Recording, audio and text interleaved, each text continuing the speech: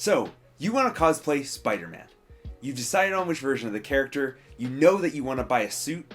Let me tell you about Printcostume, the custom printing and sewing service where you can get a very affordable and very cosplay-friendly Spider-Man cosplay. Like I said before, Printcostume specializes in custom printing and sewing services where all you have to do is choose your version of the character, put in your measurements, and you should be good to go. Their suits primarily come on white spandex with a design printed all over the entire costume and then sewn all together. That is exactly the case for this costume. We will go more into depth about things like color fabrics as well as some of their thick lycra fabrics. We will also go into various patterns and designers. This is an all-inclusive guide about Printcostume, so I will be talking about things like options that I think you should put which will make your quality of life better while in the suit, and also various things that will improve the experience so that you won't have to modify anything. As soon as you get your costume, you can just put it on and you'll be good to go. Now, let's head over to the computer and I'll show you guys everything about Printcostume. Alright. Now that we're here at printcostume.com, as you guys can see, this is the main page of the site. You can see which costumes they say are their most popular.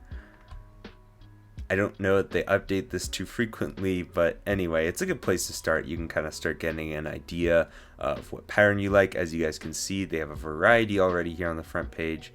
They have their TASM 2, they have their Raimi, they have their Homecoming, they have some comic ones.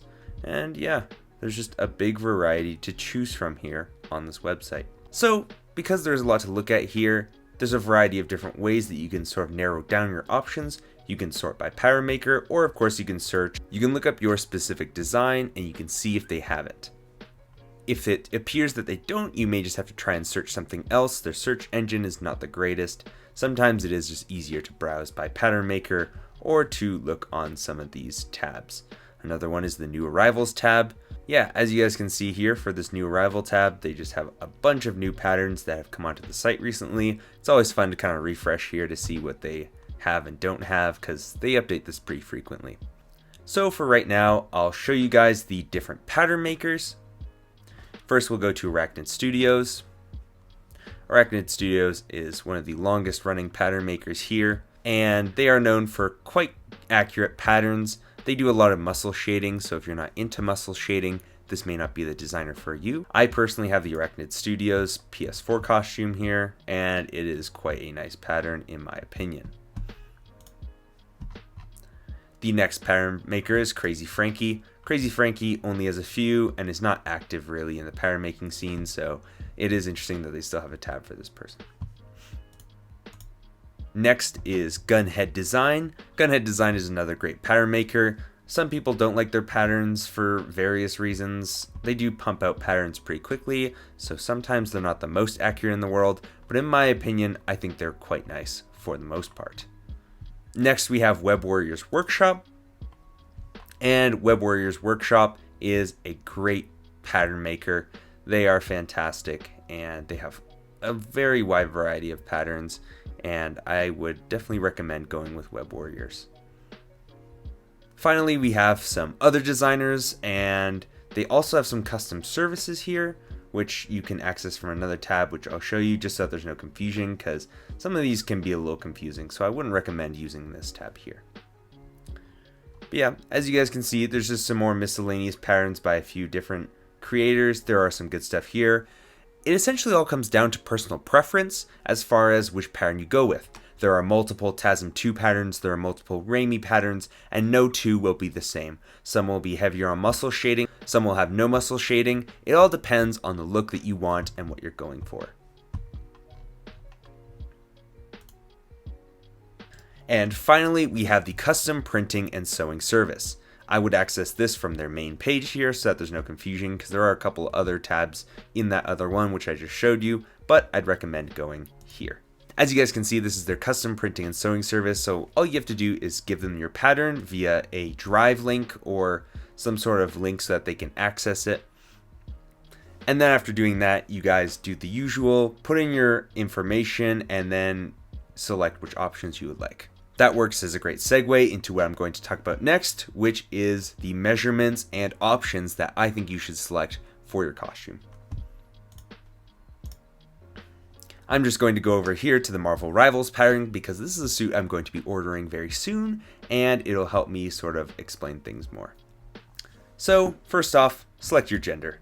They do have stock sizes here as well, but I would not recommend doing them because you can get it custom sized to your body so it will fit perfectly at no extra charge. Next is the order printing file tab. For this one, just leave it at this unless you happen to have bought the pattern already. I don't know why you would, but you can actually save a bit of money by just buying it this way because the pattern is kind of expensive, but you can save a bit of money this way. So as far as the height goes, just put in your accurate height. I'll just kind of do an example here. I'm 5 feet 10 inches. You should be specific when you do this, by the way. Do 5 feet 10 inches. Then you can do your weight. We'll just say for this purposes, we'll say about 150 pounds. Chest, waist, hips. This is where you put your chest, waist, and hips. This is very straightforward stuff.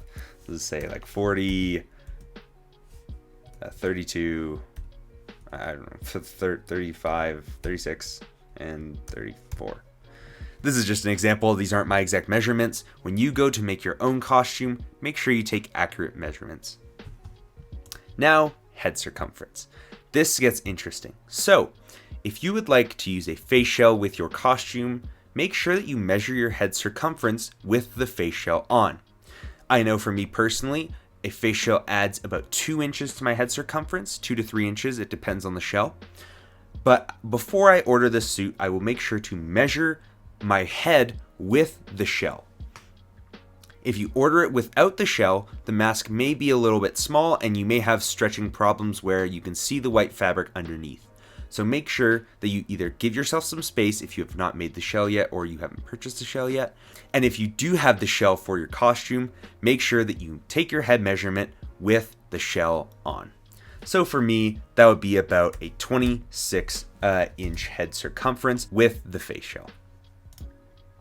Neck circumference, let's put like 13 inches. Make sure that you are very specific with your measurements. Don't just put 13 because they will not know if you're talking about centimeters or inches. I mean, it can be kind of common sense, but still, it's better to be more specific than less specific. Wrist circumference, I don't know. Let's put 6 inches. Okay, now we get into the nitty gritty. Adding lenses or eyes to your costume. Most people have learned not to do this because the print costume lenses that they glue onto the suit are not very good looking. They're very sort of basic Spider-Man stuff. They're not very specific to the costume. They pretty much just have a few different options that they'll glue into your suit. Most people just opt to 3D print off their own set of lenses, or they purchase them from someone else. So I would not recommend doing the eyes or lenses, and I would most certainly not recommend getting their face shell. Their face shells are not very high quality, they're very large, and they're just not great. Don't do either of these. I would highly recommend selecting no eyes or lenses. Now we get to the fabric. So the fabric options for this suit are regular thick lycra or super lycra fabrics. Some costumes, if it's a simpler pattern, will have a color fabric option. If the costume has this option, I would highly recommend doing it because color fabrics give you richer colors, and when the suit is stretched, there is no risk of seeing any white fabric in case the suit is slightly too tight. But for this specific costume, as you guys can see, it is a very complex pattern, and so they do not have the option for color fabrics. So I will just be selecting the regular thick lycra. You can choose the super lycra fabrics, but people have experimented and have found that there isn't really much of a difference between the regular thick lycra and the super lycra fabrics. Now, adding shoes or soles. This one will be up to personal preference. Printcostume's Kung Fu shoes are actually quite comfortable, and I do have them on one of my suits, so if you would like, you can select this option. I will say that you can also very easily install shoes into your suit. There are a few tutorials online how to do this. It's not that difficult. You essentially just buy your own pair of either Kung Fu shoes or water shoes. Water shoes kind of have a slightly tighter fit, and that's why many people choose to go with water shoes as opposed to these Kung Fu shoes. The water shoes grip more tightly to your foot, and so some people find that they can be more comfortable and a bit more sleek. Again, this is up to personal preference. The option is here. It will set you back close to the same amount of money. Normally, a cheap pair of water shoes is about $20, so you can save a little bit of money, but it depends on where you get them. It depends how high quality of a water shoe you get, and then you also have to factor in the time that you're going to spend doing this. So if you are a first-time cosplayer, if this is your first ever cosplay, I may recommend getting the built-in shoes so that you don't have to worry about it. Whether or not you select this previous option, do put in your shoe size, because this does help Printcostume size the costume to your foot, because it is essentially like a sock, and if you put in either no shoe soles or just like they may end up sewing the sock parts too small. I will also recommend leaving this just at back invisible U-zip, because a U-zip is the cleanest way for your Spider-Man costume to look very seamless and very clean. You can also do the back invisible zip. That is fine too. It just looks a little bit cheaper. It looks a little more costumey, whereas the U-zip doesn't break up the back spider, and it just looks very high quality and very professional. And just don't do a front invisible zip. I don't know why you do that.